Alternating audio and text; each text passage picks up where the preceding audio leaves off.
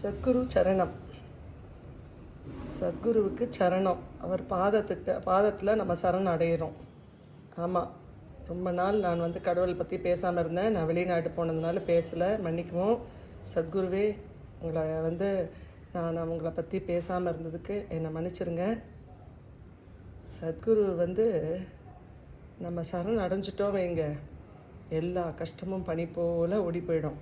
நம்ம ஒவ்வொரு தடவையுமே சொல்கிறது அதுதான். சத்குரு பகவானுக்கு அவருடைய குழந்தையாக நம்ம அவர் ஏற்றுக்கிட்டார் வைங்க, நம்மளை எல்லா காலத்துலேயும் நீங்கள் சொல்லணும்னு தேவையே இல்லை. எல்லா கஷ்ட காலத்துலேயும் நல்ல காலத்துலேயும் நம்மளை கூடவே இருந்து வழி நடத்துவார். உண்மைதான், அனுபவிக்கிறவங்களுக்கு தான் தெரியும். அதை அனுபவிக்கணும். எல்லாருமே கஷ்டம் வந்தாலும் நம்ம அனுபவிச்சிடணும். ஏன்னா அந்த பிறவி பயனை கடக்கிறதுக்கு நம்ம கஷ்டத்தெல்லாம் அனுபவிச்சே தீரணும். கர்ம வினை நம்ம சுமந்து வந்திருக்கோம் பாருங்கள், அந்த கர்ம வினையை நம்ம அனுபவித்து தீரணும். கடவுள் அதை லகுவாக்குவார், ரொம்ப லேசாக்கிடுவார். பெருசாக வரும், மலை போல் வரும், அது வடு போல் மாற்றிடுவார் நம்ம சத்குரு பகவான். நம்ம கஷ்டத்தில் தான் கடவுளை தேடுவோம். நம்ம ரொம்ப சந்தோஷமாக இருந்தால் கடவுளை தேட மாட்டோம்.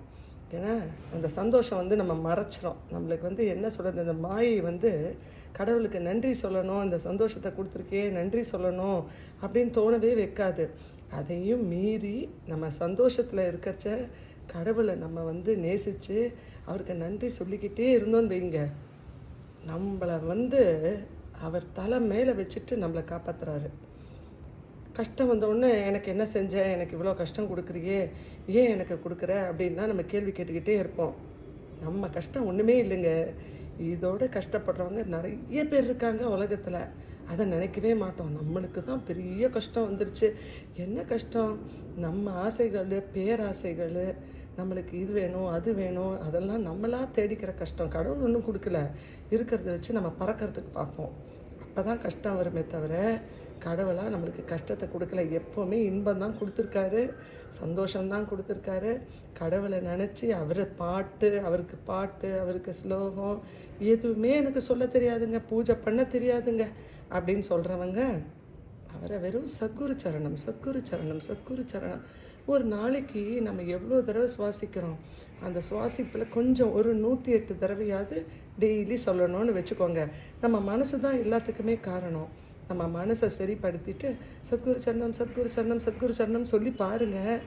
அப்படியே ஒரு பொலிவு, ஒரு சந்தோஷம் நம்ம மனசுக்குள்ளே, ஒரு பெரிய தேக ஆரோக்கியம் கிடைச்சா மாதிரி நம்ம மனசில் ஒரு சந்தோஷம் குழுகழிச்சிட்டு இருக்கோம். அதை விட்டுட்டு நம்ம பொழுதனைக்கும் யாரை பற்றி புறம் பேசலாம், யாரை பற்றி குறை சொல்லலாம், யாரை பற்றி பொறாமப்படலாம், யார் இப்படி பேசினாங்க, யார் நம்மளை இப்படி திட்டினாங்கன்னு நம்ம அதை அசை போட்டுக்கிட்டே இருக்கோம். நான் தான் சொல்கிறேனே, நம்மளுடைய மூளை, நம்ம பிரெயின், நம்ம தலையில் இருக்கிறது எல்லாமே ஒரு டஸ்ட்பின்னு, ஒரு குப்பை தொட்டி. அந்த குப்பை தொட்டியை போட்டு போட்டு கலரிட்டே இருப்போம். அந்த குப்பையை அகற்றிட்டு சந்தோஷத்தை அங்கே நிரப்புங்க.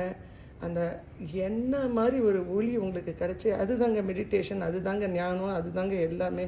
கடவுள் அருளால் தான் ஞானம் கிடைக்கும், கடவுள் அருளால் தான் நம்ம மெடிடேஷன் பண்ண முடியும். நம்ம சத்குரு பகவானை நினச்சா தான் நம்மளுக்கு எல்லாமே கிடைக்கும். ஒன்றுமே இல்லை, நீங்கள் எல்லோரும் நோட் பண்ணி பாருங்கள். கணக்கம்பட்டி போனீங்கனாலே ஒரு மாதிரி ஒரு வைப்ரேஷன் நம்ம மனசுக்குள்ளே குதுகழிச்சிட்ருக்கோம். சுவாச காற்றை நானும் எல்லா வீடியோலையும் சொல்கிறேன், சுவாச காற்றை நல்லா உன்னிப்பாக கவனிங்க, அது ஆட்டோமேட்டிக்காக மாறிட்டுருக்கோம். கடவுள் நம்மளை நல்வழிப்படுத்துறதுக்கு அது தேக வடிவ மனித ரூபத்தில் தான் நம்மளை நல்வழிப்படுத்தலான்னு இறங்கி நம்மளை எல்லாம் அருள் பாலிக்கிறாரு. நம்ம திருந்த மாட்டோம், நாங்கள் எல்லாத்துக்கும் ஆசைப்படுவோம், நாங்கள் பொறாமப்படுவோம் அப்படின்னு இருந்தோம்னா நம்ம கஷ்டம் அனுபவிக்கிறோம். அதெல்லாம் விட்டு தள்ளிட்டு நம்ம எல்லாத்தையும் கடவுள்கிட்ட, உங்கள் பாரத்தெல்லாம் கடவுள்கிட்ட டோட்டல் சரண்டர் அப்படியே போட்டுருங்க. அப்பா நீ தான்ப்பா கவனிக்கணும், என் குழந்தைய கவனி, என் புருஷனை கவனி, எங்கள் கடனை தீரு, எங்கள் தேகத்தை சரி பண்ணு, எங்களுக்கு நிம்மதி கொடு, எங்கள் சந்தோஷமாக இந்த வாழ்க்கை கடலை கடக்கிறதுக்கு நீ உதவி பண்ணு. நம்ம அந்த கடலில், இந்த கப்பலில் வெறுமை ஒரு என்ன சொல்கிறது, நம்ம வெறுமை ஒரு ஜடப்பொருள் தான். அந்த கடலை, அந்த கப்பல்ன்ற கடலை நம்மளை கடக்க நீந்த எல்லாம் செய்கிறவர் நம்ம சத்குரு பகவான் தான். சத்குருவை நினச்சிக்கிட்டே இருங்க, சதா அவரை பற்றி சொல்லுங்கள். எல்லார்கிட்டேயும் உங்களுக்கு வந்து எக்ஸ்பீரியன்ஸை சொல்லுங்கள். எல்லார்கிட்டேயும் உங்கள் சந்தோஷத்தை பகிர்ந்துக்கோங்க.